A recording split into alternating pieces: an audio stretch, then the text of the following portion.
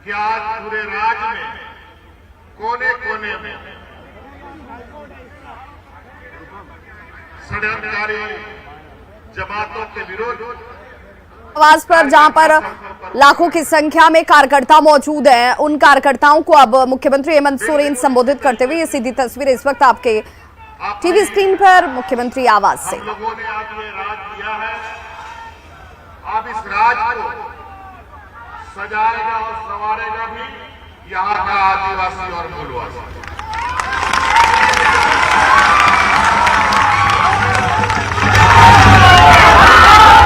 ये राजनीतिक लड़ाई और हमारे पास राजनीतिक लड़ाई जीतने का मात्र एक ही साधन है, यहाँ के मूलवासी और आदिवासियों का आशीर्वाद और सहयोग। आज कहीं न कहीं पूरे देश में ये चर्चा है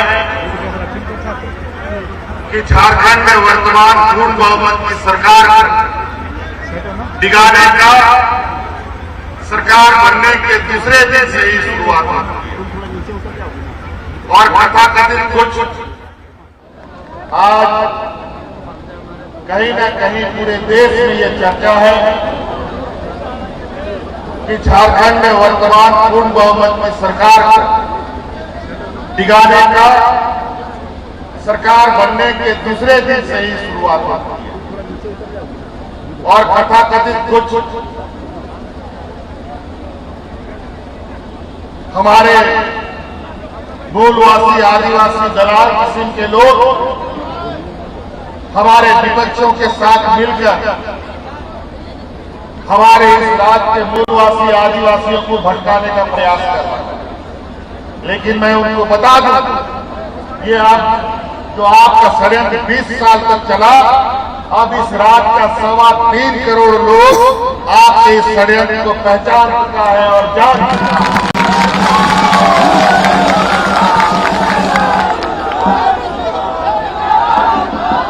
और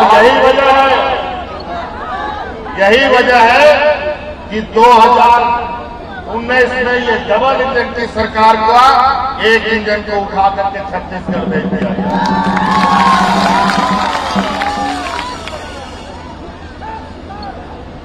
अब थोड़ा बहुत कुछ बचा हुआ है, क्योंकि 20 साल तक ये लोग जो चौक की तरह चिपका हुआ था, जहां तहां कोना कोना में। अब दूसरा राजनीतिक जब लड़ाई होगा, उसमें बचा खुचा जितना लोग है, ये षड्यंत्रकारी लोग है, इन लोग को एक एक करके उठा करके बाहर भेज देंगे।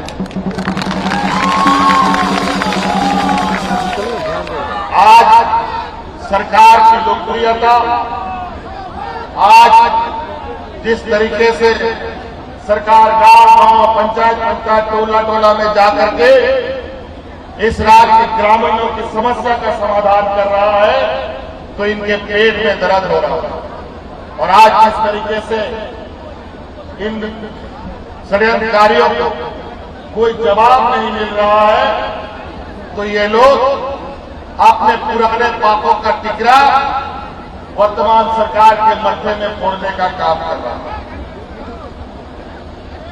कल हम यहां जांच एजेंसी ईडी के यहां गए थे, लगभग 7-8 घंटे तक उन लोगों का अपना सवाल जवाब होता रहा। हमने उनसे कहा, क्या जो आरोप आपने लगाया है, क्या ये आरोप 2 साल में पूरा हो सकता है? तो उनका कहना है, ये 2 साल का आरोप हमने नहीं लगाया। तो हमने ये कहा, जब 2 साल का आरोप नहीं है तो 10 साल का भी तो नहीं बोलते हो भाई।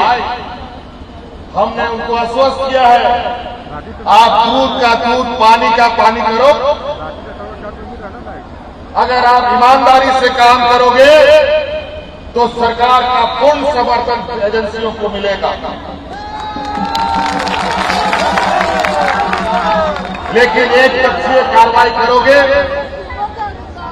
लेकिन एक पक्षीय कार्रवाई करोगे तो उसका भी विरोध हम लोग करने की ताकत रखते हैं।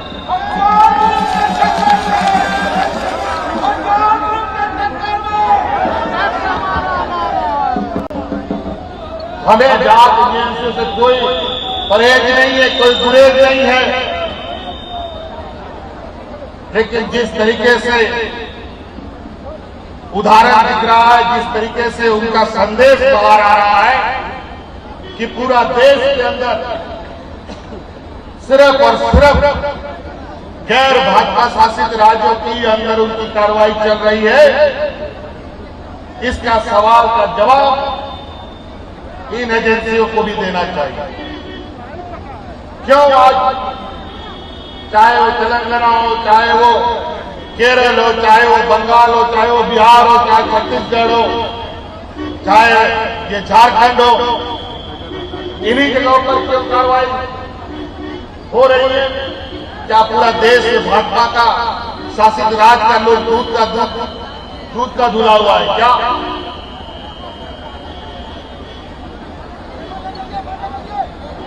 अगर आपको संवैधानिक पद पे बैठाया गया है तो संवैधानिक पदों का निर्वहन करें, हमें कोई गुरेज नहीं।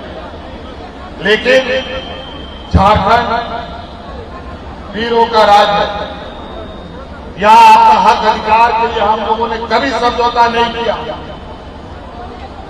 यहां के लोग स्वाभिमान के साथ अपना जीवन जीते हैं। भगवान बिरसा मुंडा, सिद्धू कानू तिलका मांझी ने कभी अंग्रेजों का गुलामी नहीं खटा, और आज यहाँ के आदिवासी, दलित, पिछड़ा अल्पसंख्यक को आप दबाना चाहते हैं, ऐसा हरगिज नहीं हो सकता। इनको ऐसा लगता है, ऐसा आचरण करते हैं, लगता है कि नेता देश छोड़ के भागने वाला है। और आज तक का कोई इतिहास नहीं है कि कोई राजनेता देश छोड़ के भागा। लेकिन व्यापारी जमात के लोग देश का, बैंकों का करोड़ों रुपया हजम करके विदेश भागना चला गया।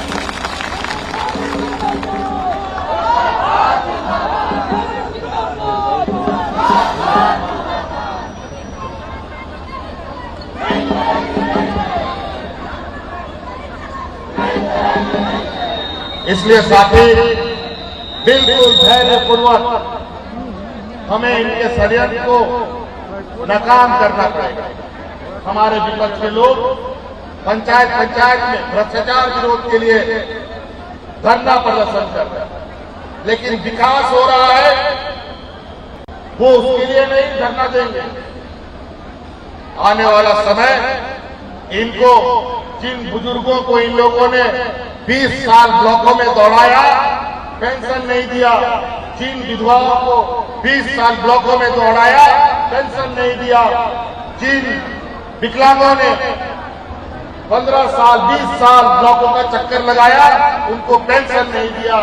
आने वाला समय ये मजबूर, गरीब, कुचले लोग, इनको भी मुंहतोड़ जवाब देने की तैयारी कर रहे हैं।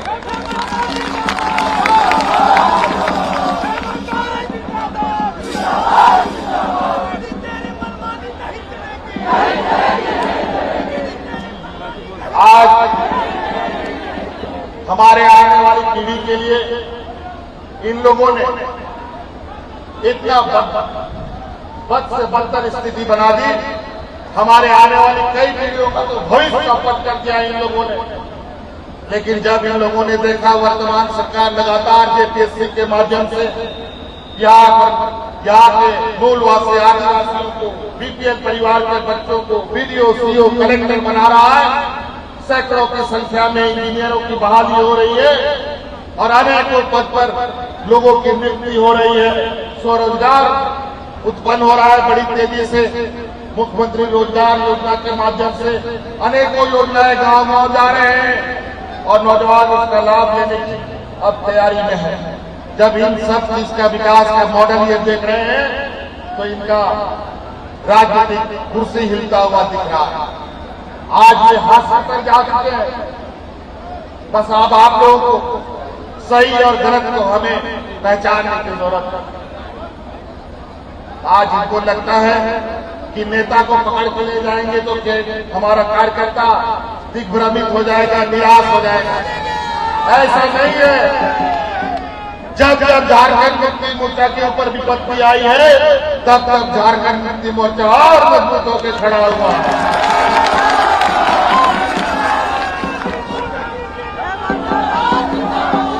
संघर्ष करना हम गरीबों के लिए सदियों का इतिहास है। आदरणीय किशोर शिबू सोरेन जी को भी इन लोगों ने जानवर का हड्डी दिखाकर इन लोगों को सालों साल जेल के अंदर में डालने का काम किया, और अंततः वो हुआ क्या? आज शिबू सोरेन के ऊपर ना कोई दाग लगा, ना उनको बदनाम करने का जो नाकाम कोशिश था वो सफल हो पाया, और आज हमने उनके नेतृत्व में अलग राज को भी बनाने का काम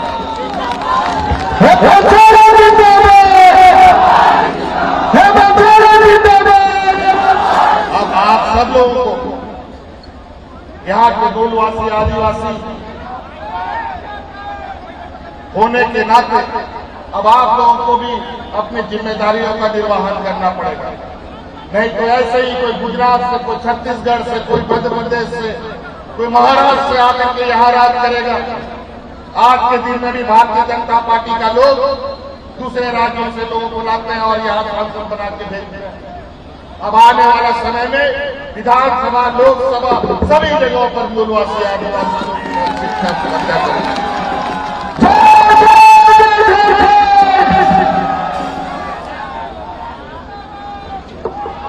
देखो ये नौजवान है, कल डटा रहा ईडी ऑफिस के सामने, अकेले बेचारा वहां पर झंडा बुलंद करके रखा। आप इसको कहां से काटोगे और कहां से हेमंत सोरेन और झारखंड को अलग करोगे?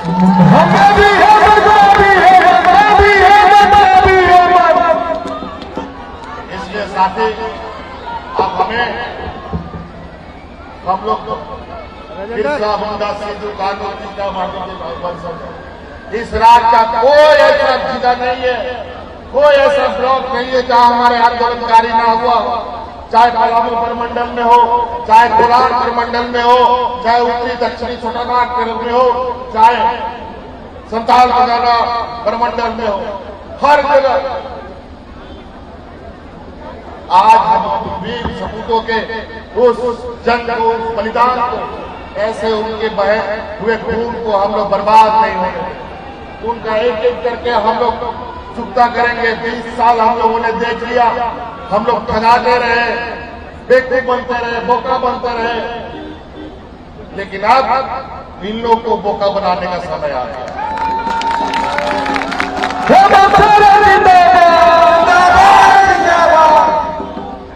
इसलिए साथी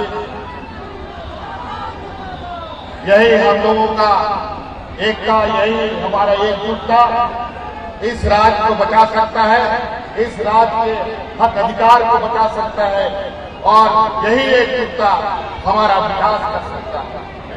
आज 20 सालों में ऐसा मंजर कभी हम लोगों ने नहीं देखा, जब गांव-गांव में पदाधिकारी जाकर के शिविर लगा रहे हो। आज हमने 20 साल में कभी नहीं देखा कि बूढ़ा बुजुर्ग लोग को पदाधिकारी खोज खोज करके पेंशन दे रहा है। आज हमने कभी नहीं देखा कि हमारी बच्चियों को सरकारी योजनाओं का लाभ देने के लिए शिविर लगाए जा रहे हैं।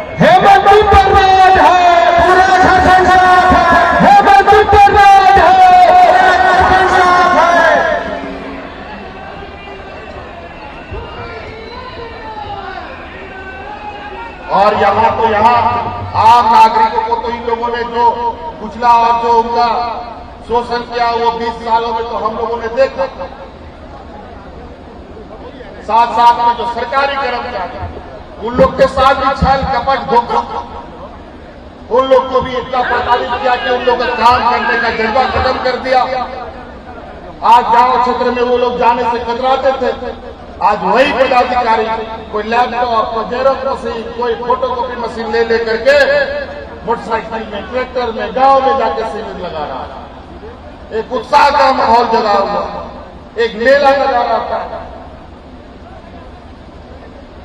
लेकिन इन लोगों ने सोचा कि यहाँ का मूलवासी आदिवासी मौका जो होता है इन लोग को डराओ धमकाओ, पुलिस का बल दिखाओ, एजेंसी का डर दिखाओ, कोर्ट कचहरी करा दो तो बस ये लोग चुप हो जाएगा। लेकिन इनको पता नहीं है इन सब चीजों से ऊपर जब हमारे पूर्वज अंग्रेजों से नहीं डरे वो तुमसे क्या डरने वाले हैं।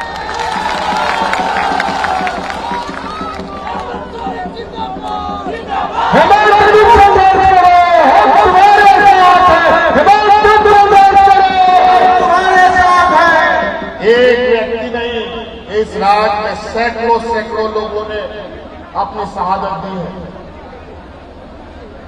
यहाँ ये लोग एक जलियांवाला बाग का उदाहरण देता है। हमारे राज्य में तो हर कोना में जलियांवाला बाग जैसा घटता रहा और हम लोगों ने अपना संघर्ष जारी रखा। इसलिए साथी आप लोग का बहुत बहुत आभार। आपके इसी आशीर्वाद से हमें ताकत मिलता है। आप बस यूं ही एकजुटता बनाए रखिए। आगे जो भी मुसीबत, जो भी तूफान होगा पहले हमसे टकराएगा, फिर इस राज्य में। एक बार तख्ती और झंडा उठाकर तख्ती उठाकर तख्ती झंडा तख्ती और झंडा उठाकर के लिए आप बोल देगा।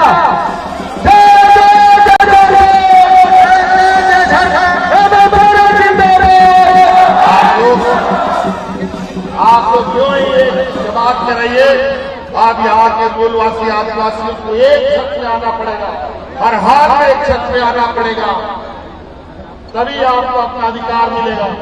अगर अलग अलग बंटने का काम किए, जो कि भारतीय जनता पार्टी हमारे विरोधी इस काम को अंजाम देने में बहुत तेजी से सक्रिय होते हैं और सफल भी होने लगते हैं,